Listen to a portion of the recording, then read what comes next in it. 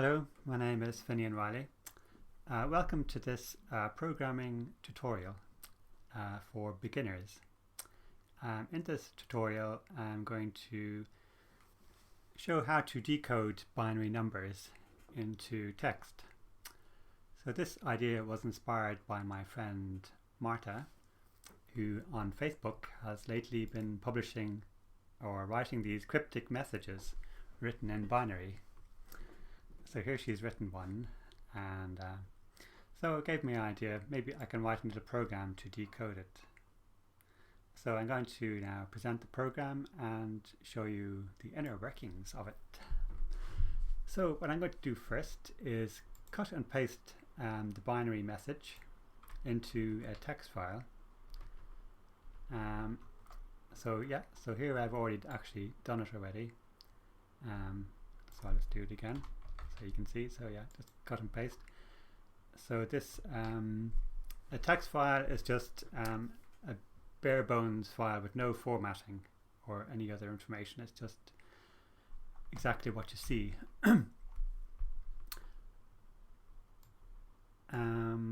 Okay, so at the end of each line there's an invisible character called a new line character. Just keep that in mind.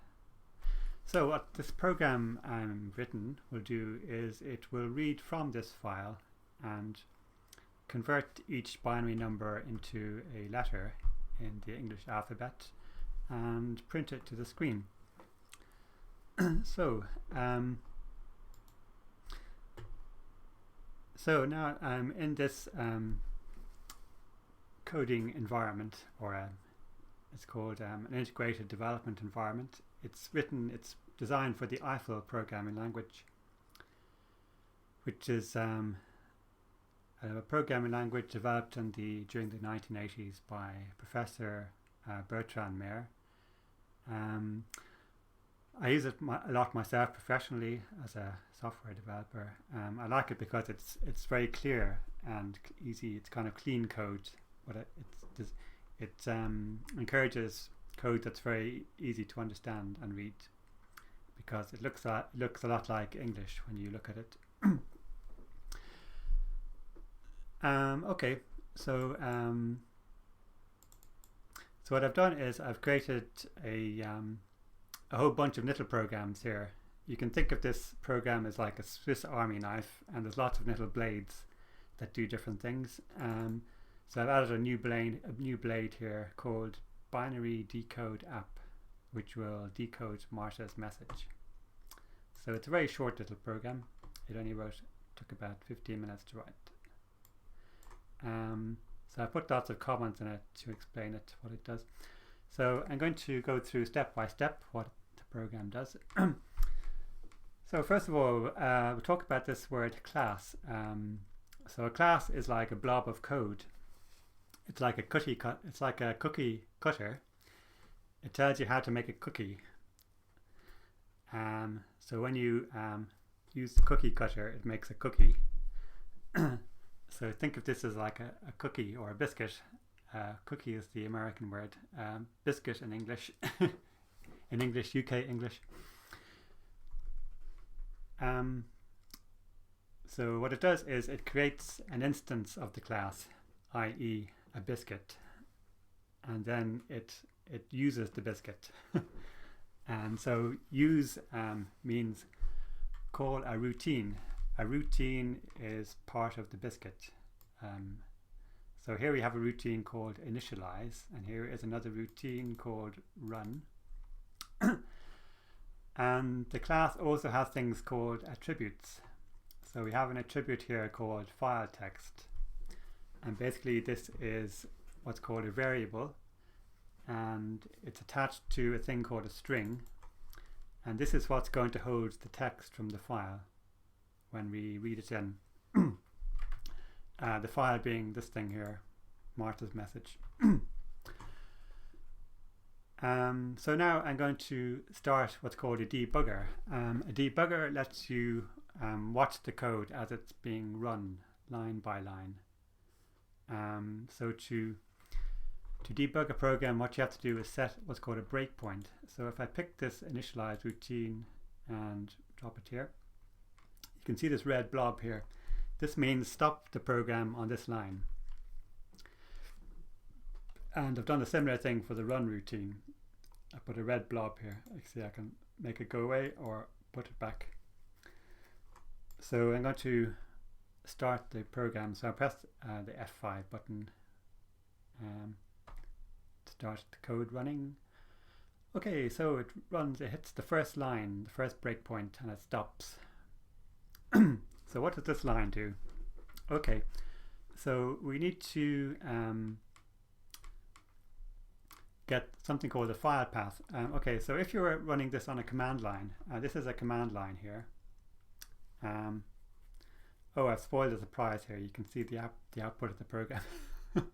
Okay, but anyway, here's the command line to run this program. So the program is called EL Toolkit, which is just like a Swiss Army knife. And this is called a command line option, binary decode. So that just selects which program I want to run.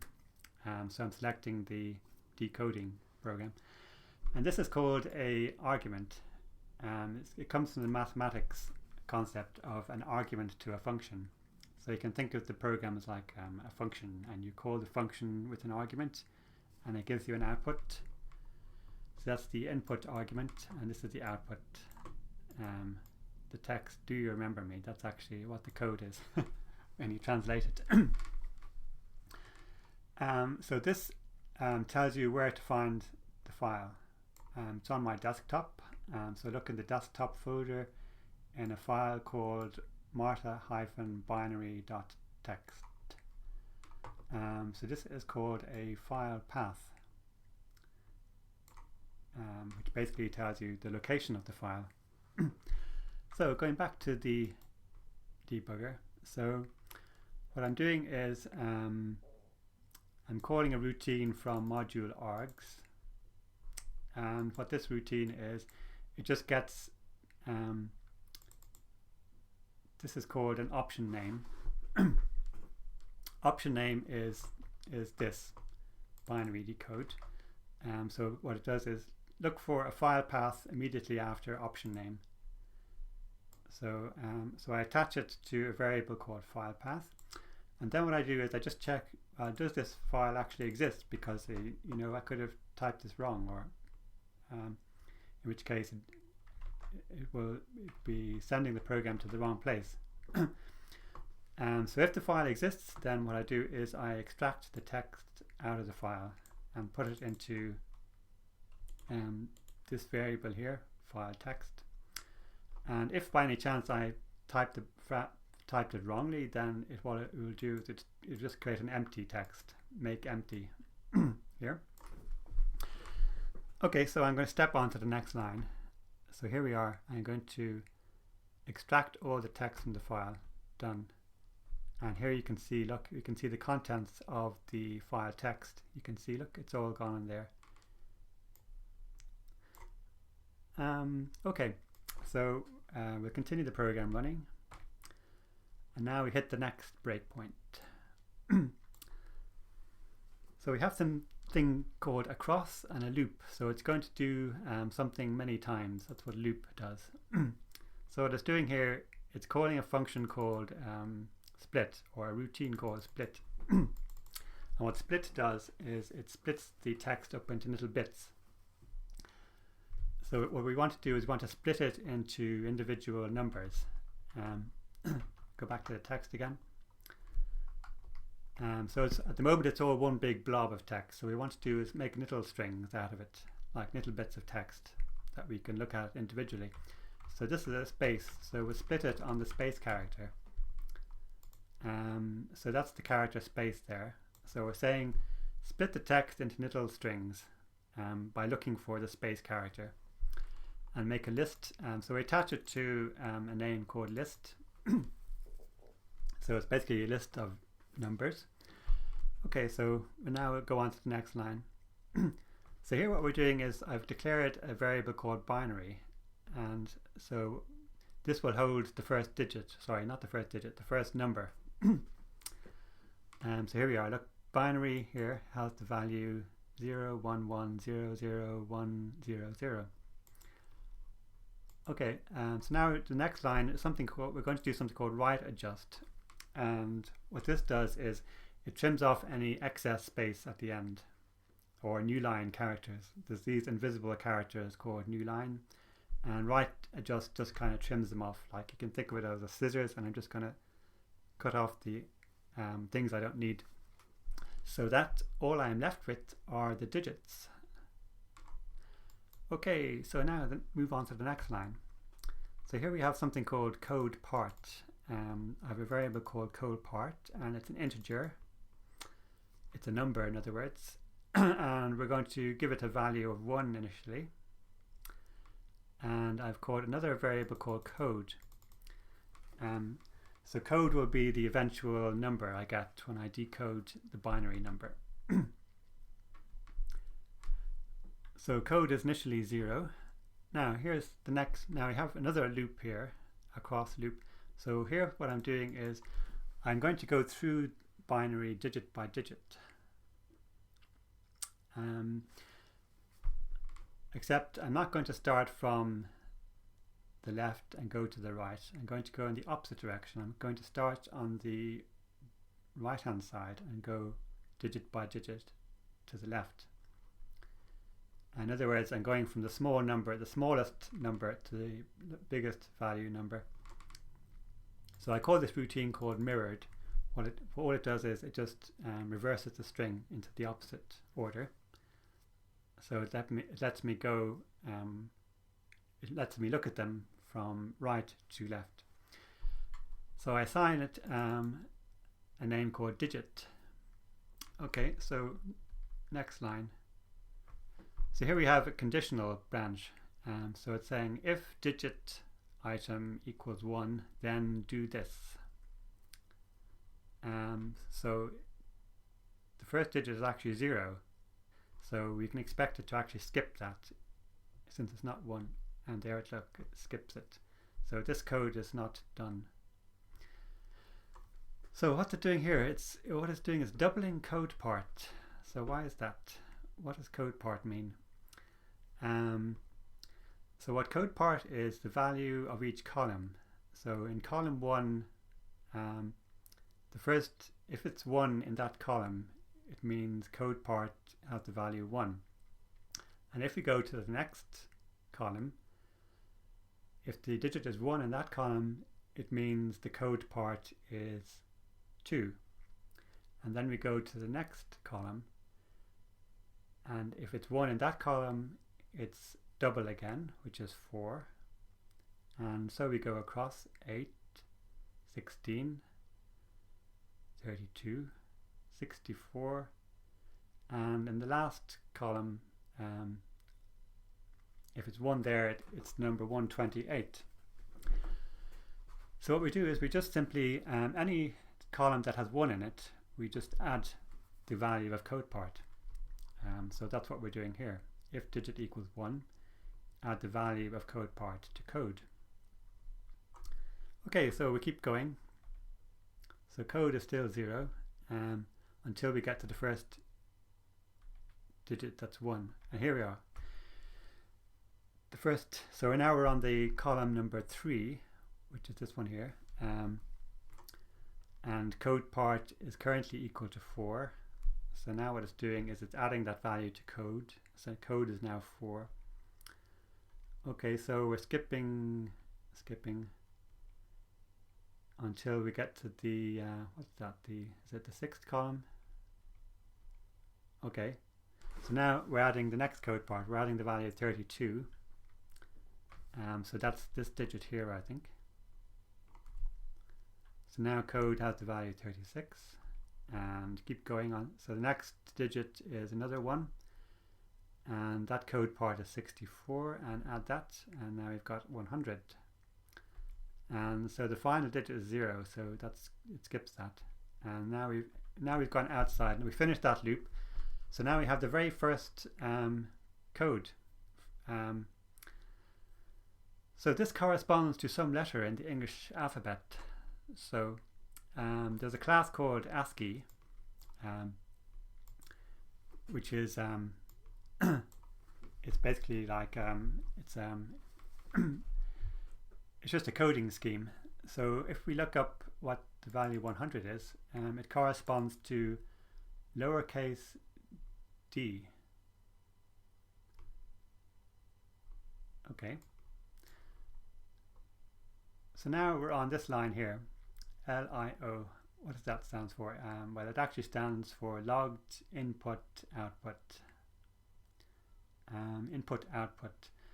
So we're putting a character on the output, and the output is actually the screen. So this is the screen here. So we're taking the code and we're translating it into a character, and 8 just means that it's an 8-bit character, because this is an 8-bit code. See, look, the codes have 8 digits. So that's what the 8-bit. So that means it's a character represented by 8 bits. So now we skip that line. So okay, so that's put the first character to the screen. So we can look here. Look, there's letter D. So we'll put a breakpoint there, and we'll just keep DO. Next one, space, DOY. Next one, DOYO.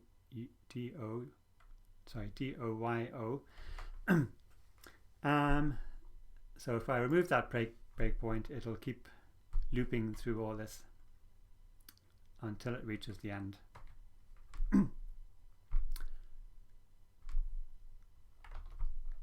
And there we have the complete message. Do you remember me? Question mark. And that's the end of the program. So if I continue on now, look, it exits the program. So it's done. So once you've written your program, then you compile it into a binary, which is it's like the actual software, which you can then send to be published. It's a file that you can publish as software.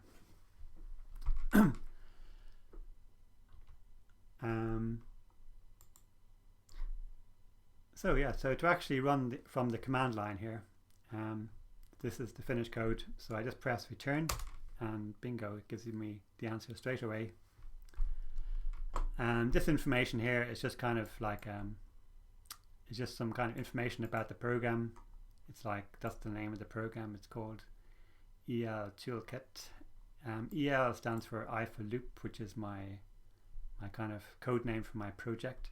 This is a kind of a version of the which version number, and that's just like the description. So that comes from this line here in the program. See, I wrote that description there. So all it's doing is it's just printing out that description there, and it initializes it and then prints it out. So that's it.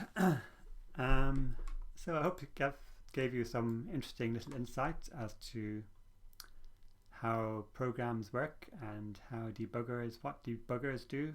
And